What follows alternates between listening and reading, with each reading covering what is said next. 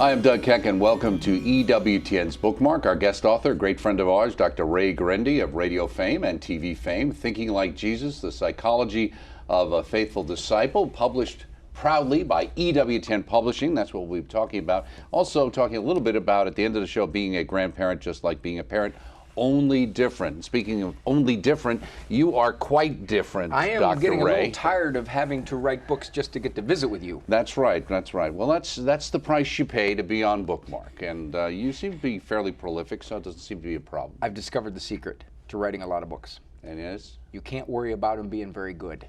Okay. You start worrying about quality, it slows you down. Well, I want to let you know you're on target here. I've read several of your books, and I think you're continuing to find the right medium there. You were on with Father Mitch a while back there as well, talking about the show. It's always great for you two guys to get on there. You know, Dr. Ray, I think one of the things that has always endeared you to so many of our audience in the Christian Catholic world is your sense of humor. Did you always have that kind of sense of humor growing up, where you were pain in the neck to your parents? In the 9th grade, I wasn't voted cutest, I wasn't voted most athletic, I was voted wittiest in my 9th grade class. There you go. That was, I peaked in 9th grade. I was going to say, you flatlined in 9th grade. Okay, well, it's just about sophomoric. That's close. That fits, right? Freshman, sophomoric. I stacked the ballots. There you go. Okay, I was Italian. So let's talk about this book, Thinking Like Jesus, Psychology of a Faithful Disciple. What is this thinking like? I thought we're supposed to love like Jesus. We're supposed to feel like Jesus. What is this thinking like Jesus about? When you and I interact, the best thing I have to give you is my personality. You don't need money from me. You don't need clothes. Well, you might. That tie's a little, but you can't see the stain on TV. Right, right. You don't need those things. This is a Franciscan network. Oh, okay. All right. So you've had that tie for years. We can't afford those big-time suits. This is Salvation Army right here. I need to be appealing, attractive, in a way, from my personality is what I have to give you. And my personality comes from the way I think. And in there, I talk about psychological principles that can draw you closer to Christ or push you further away. Now, you say therapy does a lot of good for a lot of people, but has sent an unintended message to the culture at large that we now have the ability to fix most any problem and make life better. Witness the near universal advocacy for therapy to ameliorate almost every sort of struggle or personal turmoil. And I remember Father Benedict Groeschel, who was a psychologist. Is he stealing my stuff again? Just maybe in heaven now, but he would say the fact is that, you know, psychology is there not to take the problem away, but to help you deal with the problem better. How do I get my kid to listen? How do I make my husband communicate better? How do I get over these feelings of anxiety? How am I more pleasant to my neighbor lady? How? We have taken how, made it formulas, and pushed aside the will. Christians view the will as, I determined to do this. People say to me, how do I pray more? And I'll say, pray more. Well, how do I not lose my temper? Stay calmer.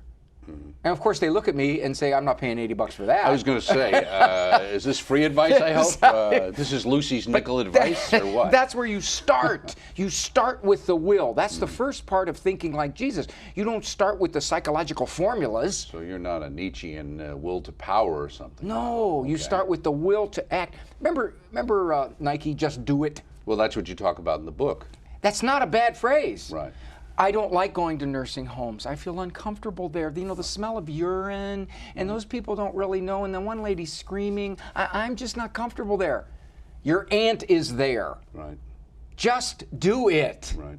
We as Christians hide behind a lot of psychological formulas instead of what we're supposed to do. Right. Now, were you actually the only kid in first grade who worked out? You know, didn't want to brag, you know. But I was reading about your dad. You talk about your dad in the book, and he was talking about when he was very ill. You were saying how I got to get back to working out. So was that something he always did, that he inculcated in you? My dad was dying that night. Right. My brother and I walked him to the bathroom, and he turned to us. He says, "I got to get back to working out." Right. He knew in a million years there was no way. He had told me earlier he knew he was dying. He said that, and that was part of the chapter on complaining. He said that so his boys would not be worried. That chapter there, I talk about complaining. Christians shouldn't complain. We just shouldn't complain. We've been given an infinite gift, and yet we complain. By the way, these lights are getting kind of hot, and I don't really like that. Yes. Well, you talk about the idea, the strategy in life, you just need to show up. The initial inertia of it's just so much easier to stay home, be overcome by the will. There's an old comedian who used to made up the line that 90% of life is just showing up, even though he said, I just made it up. But to some degree, you're saying that. You ever hear the word the comfort zone? You ever hear people say, that's outside my comfort zone? I mean, I would like to do that. I would like to visit my Aunt Mary because she's dying and she's ill, but you know, it's outside my comfort zone. Right. And one of the points I make is Christians should have a comfort zone this wide. We are not allowed to have comfort zones. We are to do what is good and right rather than hide behind some kind of anxiety or reluctance. Is it okay to be uncomfortable? Yes. Isn't that part of the idea? Right? Yeah, but you can't... To overcome that in You some can't ways? use being uncomfortable as an excuse to not move. Right. There's the problem. That's your inertia. Yes. Comparison. Okay. You also said this in the beginning here. Intelligence doesn't necessarily equate to resolve. What does that mean? The determination to do something is not linked to how smart you are. It's not linked to how you can assess a situation in 27 variables and say, there, I think I understand it now. Some of the best parents I've ever seen don't have a lot of education. Right. They've got instinctive resolve. They just know as a person what they need to do to guide this kid toward the good and not toward the bad. Now, does your wife actually not trust you to watch the kids, so she has doesn't. to call her mother? She pays babysitters twice to watch me. And I was a little offended by that. But that's another thing we got to talk about. Christians. Remember, you're a musical aficionado. What was Nat King Cole's signature song? Well, you're going to say Unforgettable. Yes. I'm going to say The Lazy, Hazy, Crazy Days of Summer. No, or Ramblin' Rose. everybody knows or it was Ramblin' Rose. Unforgettable. Or Ramblin' Rose. But, Christians should have a song, Unoffendable. Okay. Why do we get offended? Well, because she said that about me. Do you believe that? They said that about me? That's not right. I'm not like that. That's not fair. I can't believe that's snarky. Well, do people get, sometimes I wonder that we tend to get the most upset about, I think, things that have some truth to them. I think if somebody says something about me that's totally untrue, I can really push that away. Who decides if it's untrue? Well, but inside there may be in the back of my mind the idea that this is something that I sometimes see in myself. I mean, what do you say to people who say the thing you dislike in others is the thing that you dislike the most in yourself? The old projection thing? Right. I talk about projection. You do in at there. the end towards At talking the about end, coming out of Freudianism. If you right? want to take a good hard Okay. look at yourself, look at how you look at other people. Right. If I say, well, that Doug, I tell you what, he's full of himself. I've been with him, he's full of himself. How did I notice that in you? Perhaps that's me. And I say projection. Freud used to say projection was that you put your passion or your motive onto the other person. Onto the other people. Which a lot of people do today too, is when and you say that we judge others' motives immediately. Reading intent is quite tricky and prone to error. You say, how many times have I struggled to overlook someone's offense against me and to fear of thinking myself pretty magnanimous when in fact the offense existed only in my head? How many times did Jesus say to forgive? 70 times 7. 7. Yeah. What's that mean? Completely? Right. I argue in the book that I don't have to forgive completely. As a matter of fact, I believe I have to forgive about 40% of the time. And the reason is because there's nothing to forgive. Right. I've created the offense by my misinterpretation, by my hypersensitivity, by my ease of offense. So therefore, well, I'll forgive Doug. Did you hear what he said? Well, no, I'll forgive him. Right. He didn't do anything wrong. Right. It's here. Right. So most of the time I think I have to forgive, I don't. Right, and you don't realize how merciful I really am to you truly. by putting up with all these things you do that are obviously Without wrong. the teleprompter, you got nothing. But I'm willing to overlook in all Christian charity. Now, the G.K. Chesterton, why didn't he go to child development classes? I don't think they had him then. Okay. He didn't realize some of the stuff that we now know in our enlightened psychology. But he had a good insight into original sin and why children are the way they are. Right? Did. I was educated that children are naturally cooperative. They are naturally good. And that's why they don't need much discipline. Right. You facilitate. You guide, you use sticker systems, you use win-win scenarios, you use active listening and iMessages, and the child would say, oh, Father, thank you. You're the big person. That makes such perfect sense. Right. Thank you for your guidance. That's how I was educated. Right. And then I ran into the real world of kids who chew that kind of stuff up. Right. Well, it all goes back to that song from South Pacific where we all have to be taught to hate and all that kind of idea. Yes. The original blessing kind of idea. Kids are wonderful and they're just destroyed And by we the ruin constructs them. of society, we ruin right? them. But the question has to be raised, wait a minute, if society ruins them, how did society get ruined? Right. What's stinking thinking? Albert Ellis, he was a man who developed a theory of counseling, rational emotive therapy. Your emotions depend upon your thinking. How you interpret others, how you interpret situations, what you tell yourself about what Doug said to me, okay? You may say some remark to me and I stew about it for an hour and a half. My thinking starts to get twisted. My emotions react. I assume that my emotions are automatic because of what you said. No. They got to go through my head first. So Ellis called it stinking thinking. Okay. In essence, what Ellis was saying, he didn't realize this because Ellis was an atheist, he's really saying that we have a natural bent toward sinfulness. Right. The truth is that no matter how savvy the parenting, almost all children resist, whether a little or a lot. Then you say that the more a parent sees a child as far too challenging, the more she's likely to take his conduct personally. How so? You know the word strong-willed, don't you? Strong-willed, difficult child, challenging child, high-spirited child. We have all these adjectives that indicate we as Christians have forgotten sin nature. I'll ask parents, wait a minute, how old is he? 3. He's got any morals? Well, no. Is he self-centered? Well, yeah, 3. Is he impulsive? Well, yeah. So you think he's strong-willed? Wait a minute. He's a kid. The experts have flavored the way we look at kids. And if I look at my son as strong-willed, I'm going to think, you know, Doug, I just can't handle him. He's too tough. He's Chucky. He's Cujo. Right. Yeah, he used Chucky in here. I saw that before. Well, it's and Butkus or whatever. That's a good name for a girl. Butkus.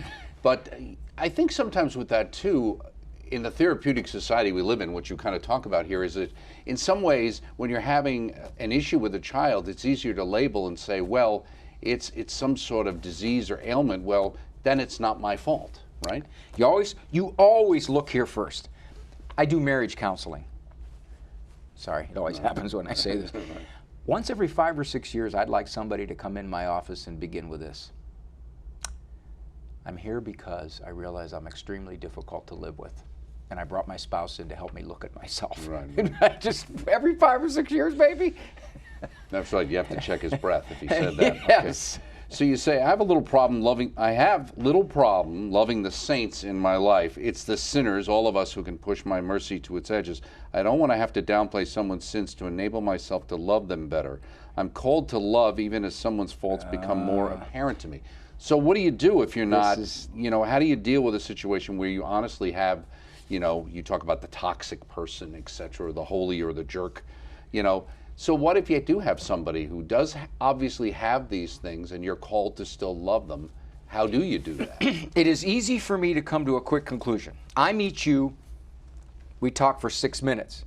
Yeah, you know that Doug Keck, he's a good guy. Really like him a lot. Really nice guy. Yeah, I've spent some time with him. So all of a sudden, you're here. I don't know you at all. I know nothing about you. My next meeting with you, you say something snarky. And what the heck was that all about? I thought he was a nice guy.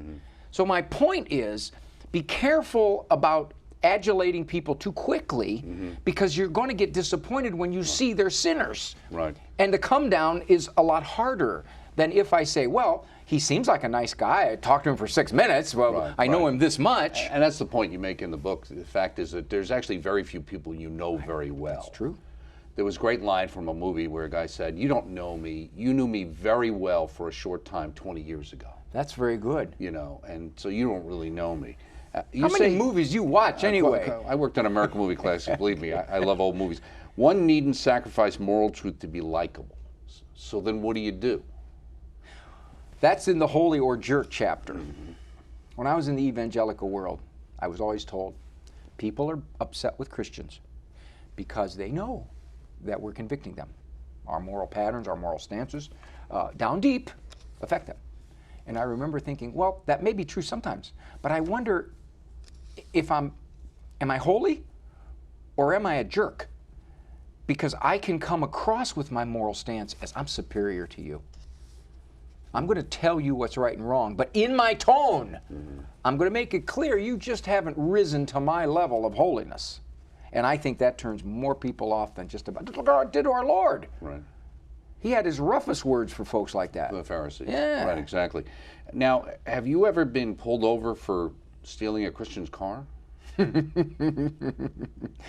I haven't, but I know what you're alluding to. Yeah, so you have this story in here about checking your ID and plates. I suspect you stole this car from a Christian? Remember the story about the woman who gets all upset and irate, and she just is crazy because the guy in front of her is not moving. So the cop finally pulls up and he says, "Ma'am, I want to see your license." "You can't take me in because I'm screaming." "I'm not taking you in because you're screaming. I saw the bumper sticker, Jesus is my boss." Right. Wait a minute, you stole this car from a Christian. Christian, because you're not acting like And I one. make the point in there Right. that people are hyper vigilant to folks that they know are Christians. Mm-hmm. You're not acting like one, that Doug. He works at EWTN. So Christian fella. Should you really give 50%, 75% tips if somebody knows they saw you praying? You know what waitresses tell me? If they see somebody in a restaurant going like this, Then no tip, huh? and they're going to get no tip. I said, "What are you doing?" Well, I prayed for you. Yeah. The prayer's worth so much And if you more. make the sign of the cross, because then they know you're Catholic, you Right. better really That's double it right. up. Well, you don't want to get caught up in mammon or anything like that. You say early on, children are taught the prescribed mantras. You can't like others if you don't like yourself. And then you go, "I am always a winner," etc., etc. Well, I mean, we've heard that forever. You can't give away what you don't have. Is that not true? Self is the operative word in psychology. Self-esteem, self-image, self-development, self-actualization. It's not the operative word in Christianity. I guess St. Paul did not take Psych 101 because he said something like, "Esteem others more highly than yourselves." Our Lord says, we're just worthless servants. And I could never say you're a worthless servant and sell a psychology book. Right. How could I do this? Right. Do you know what self-esteem is related to according to the research? You got it. Nothing.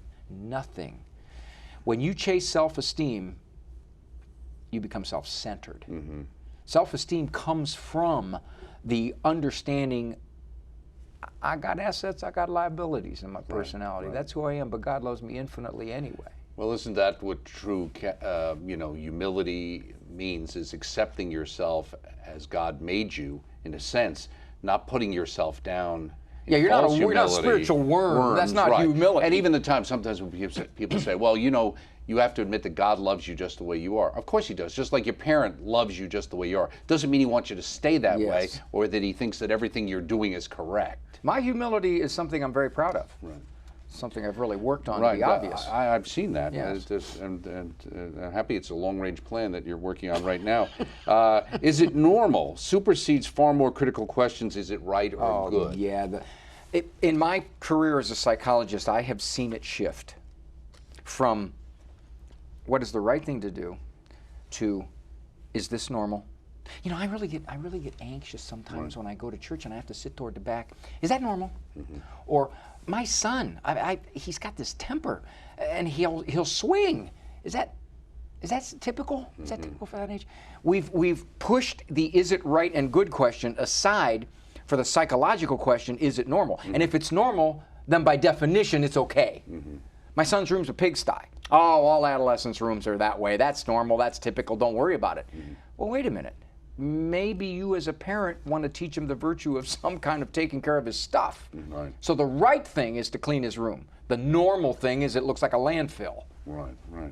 Now, you also talk about the idea that focus on self has birthed a number of fashionable self-proclamations. So I've got to meet. See, you don't like Sammy Davis Jr.'s I know, songs? another song. I've got to be me. Yeah. Doug, who are you? Okay, let's say that everybody sees you as a sweetheart of a dude, all right? And one day, somebody in the hallway does something, and you unload on them. And they say, "Well, that's not Doug. That's not Doug." And I say, "Well, who is it? Right. Who did it?" "Well, but that's not who he is." "Why, it's who he is under those circumstances." Right. Of course it is. You also say the idea of the authentic self pursuing personal wholeness.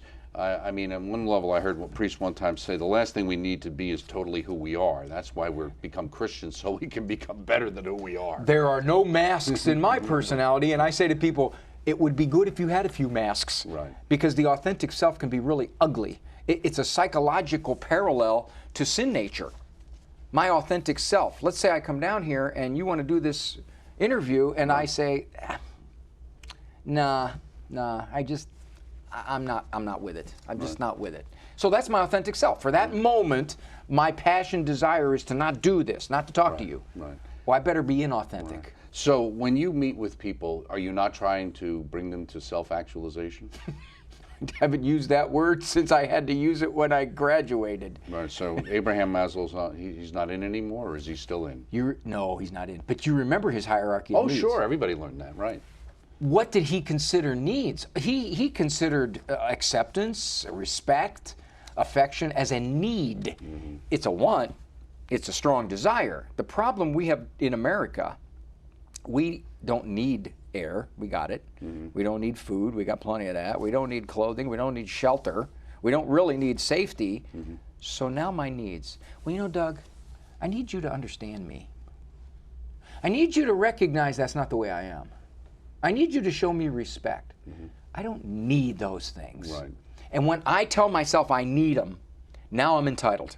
Right. And now I can really be upset at you because you didn't do that for me. Aren't you also giving power to the other person to control how you feel about yourself? Yeah, of course. Right. And the idea that a Christian should constrict their needs. Mm-hmm. Wants, desires, passions, but not needs.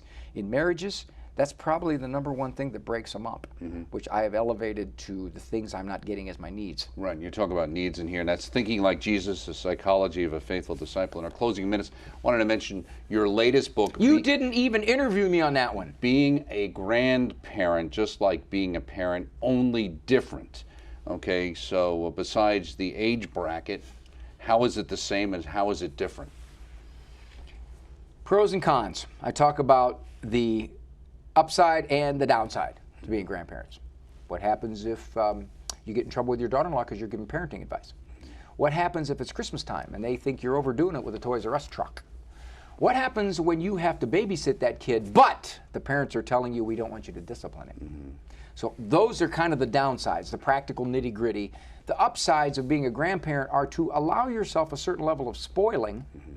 as long as you don't go against the parents. There's so much in there where I talk about right or wrong, you can't go against the parents. Well, how do you deal, and unfortunately I haven't had a chance to really look through the book, do you deal at all with the idea of divorced families where you have multiple sets of grandparents to some degree competing against each other over the grandkids? It's pronounced at the holidays. Right. Very pronounced at the holidays. And one of the lines in there I say is, accept what you get. Mm-hmm. You know, for the last 2 Thanksgivings, they didn't get here till 7 o'clock. You know, we got the crumbs of Thanksgiving. Right.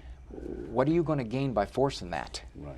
By going up against those other grandparents or that stepfather or whomever else it is in the mix. Mm-hmm. You have to accept what you get. Well, Dr. Ray, they'll just walk all over me then. No, they won't. You won't create friction, and you will be the easier going grandparent. Well, how will I win with that? You will. Uh-huh. You won't win by creating competition. Competition with grandparents almost never wins. Right, and is the idea winning? Well, yeah, it is. In the bottom line, it is, because I'm not getting my fair share. Right, okay. Again, I'm being dissed. Right, and at the same time, but it could be at the price of the child. Of course. And the relationships there. I cannot tell you how many adult kids no longer allow the grandparents to see the kids. Mm-hmm. That's common now. And I said, you don't want to get to that point. Whatever you're doing to get to that point, to create that kind of friction. Yeah, but you don't know my daughter-in-law. She's incredibly difficult. That may be. You got to get along with her if you want to see that little 4-year-old. Right. She's almost impossible to get along with. Very few people are impossible. Mm-hmm. You got to do what you got to do. It's also a different world in some ways, I would think, because there's a perception that a lot of grandmas and grandparents are watching the kids now during the day because mom and them are working. And we've tried to point out to some of the people who watch EWTN, and many of them can be grandparents, to say, here's a chance for you to really inculcate the faith into your little kids, especially if you've been disappointed in how the faith hasn't been carried forward by your own children? I talk about that in there. I talk about the adult children being mad at grandma. I don't want you to buy her a Bible. Now, we don't need to say prayer out in restaurants, grandma, kind of thing. I say, so you have to know where you can go with it. What can you do? Right. I said the best thing you can do, if they simply throw up the wall and say, no religion teaching my kids, then what you do is you be the sweetest, pleasant, most attractive, kindest person you can be, so that they say, Grandma's a Christian and she's the nicest lady in my life. Right. Exactly. Kind of like what we do, huh? Right, exactly. A very good point. Being a grandparent, just like being a parent, only different, by Dr. Ray Guarendi. And the book we spent most of our time talking about, EWTN's published this work. We're proud of it. Thinking Like Jesus, The Psychology of a Faithful Disciple, both available through the EWTN Religious Catalog. Naturally, as we sell all of Dr. Ray's wonderful work, and you look Will for you his ever wonderful visit TV with me show. without me having to write a book? I to would be happy to with visit with you anytime. Thank you. I enjoy our conversations on and off the screen, as they say. Thank you so much, Dr. Ray Guarendi. Check him out, obviously, every day during the week on our radio network as well, and look for his show on television. And I'm Doug Keck, and this has been an EWTN Bookmark, a fun one. See you next time.